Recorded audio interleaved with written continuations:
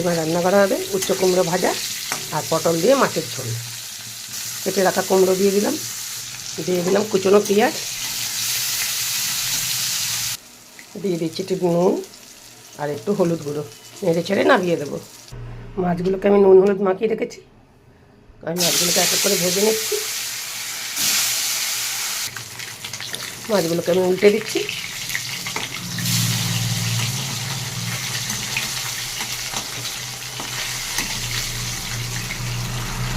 মাছ ভাজাগুলোকে আমি এক এক করে তুলে নিচ্ছি।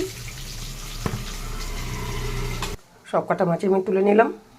দিয়ে দিচ্ছি কালো জিরে ফোড়ন, কেটে রাখা আলু, সঙ্গে একটু নুন, কেটে রাখা পটলগুলোও দিয়ে দিলাম। একসঙ্গে ভেজে নিচ্ছি আমি। আলু পটলটা ভালো করে ভাজা হয়ে গেছে।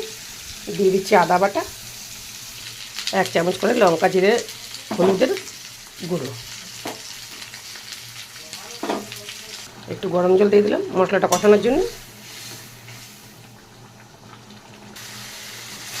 ভালো করে কষিয়ে নিচ্ছি মশলাটাকে।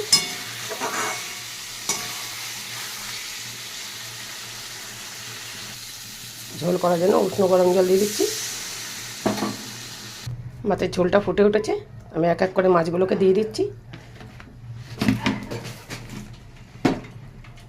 ঝোলটা আমার হয়ে গেছে, আমি আর একটু নুন উপর থেকে ছিটিয়ে দিচ্ছি। একটু ধনে পাতা ছিটিয়ে দেবো, একটু ধনে পাতা দিয়ে দিচ্ছি ওপর থেকে। এতে ধনে পাতা খাওয়া শেষ হয়ে যাবে এরপরে।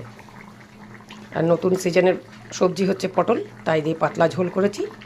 যদি ভালো লাগে তাহলে একটা লাইক কমেন্ট শেয়ার করে দেবেন। ধন্যবাদ।